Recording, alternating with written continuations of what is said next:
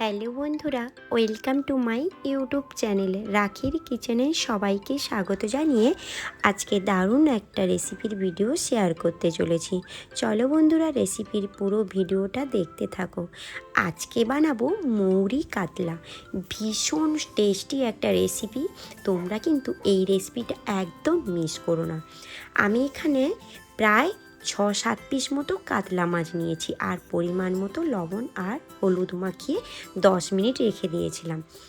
আর কারণ আগের থেকে লবণ আর হলুদটা মাখিয়ে রাখলে এটা ভালোভাবে নুনটা ঢুকে যায় মাছের মধ্যে আর মাছগুলো ভেঙে যায় না। ব্যাস, কড়াইতে পরিমাণ মতো দিয়ে দেব সাদা তেল। আর তেলটা ভীষণভাবে গরম হয়ে গেলে একে একে মাছগুলো আমি ভেজে নেব। আর মাছগুলো কিন্তু কড়া করে ভাজবো না, মোটামুটি মিডিয়াম করে ভেজে নেব। আর বেশি নরমও করব না, বেশি এটা ভালো করে ভাজবো না।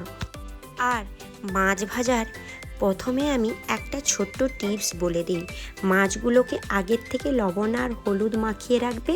আর তেলটা প্রচুর গরম হয়ে গেলে তেলের উপরে একটু লবণ ছড়িয়ে দেবে, মাছগুলো বেশি জড়ে যাবে না।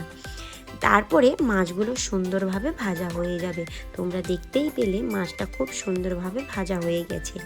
এরপরে একটা পেস্ট বানিয়ে নেব। আমি এখানে নিয়েছি একটা কুচানো পেঁয়াজ, 2 টুকরো আদা, আর নিয়েছি কাঁচা লঙ্কা, আর এখানে নিয়েছিলাম 1 চামচ মৌরি আর 2 টেবিল চামচ মতো কাজু বাদাম। এটাকে আমি ভিজিয়ে রেখেছিলাম আগের থেকে। আর এটাকে আমি পেস্ট করে নেব পরিমাণ মতো জল দিয়ে।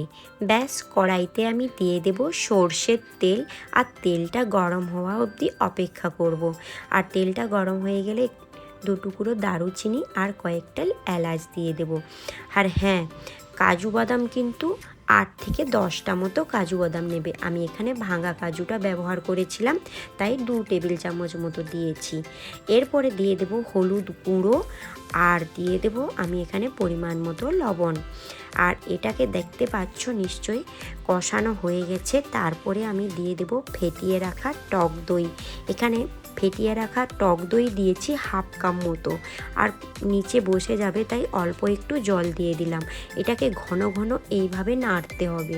আর যতক্ষণ তেল আর মশলাটা ছেড়ে না যায় এইভাবে নাড়তে থাকবো। তারপরে মশলাটা থেকে তেলটা ছেড়ে গেলে পরিমাণ মতো দিয়ে দেব আমি জল। তো আমি এখানে 7 পিস মতো কাতলা মাছ নিয়েছিলাম আর প্রায় 5 কাপ মতো জল দিয়েছি, কারণ ঝোলটা না ফুটলে খেতে কিন্তু ভালো লাগবে না। আর আমি এখানে 2 টেবিল চামচ মতো মৌরি নিয়েছি, হালকাভাবে রোস্টেড করে নেব। আর এই ঝোলটা ফুটে এলে দিয়ে দেব মাছগুলো। আর এই টকবক করে যখন ঝোল ফুটবে তখনই মাছগুলো দিতে হবে। এরপরে তোমরা চাইলে কিন্তু ঢাকনা দিয়ে দেবে আর গ্যাসের ফ্লেমটা মিডিয়াম রাখবে।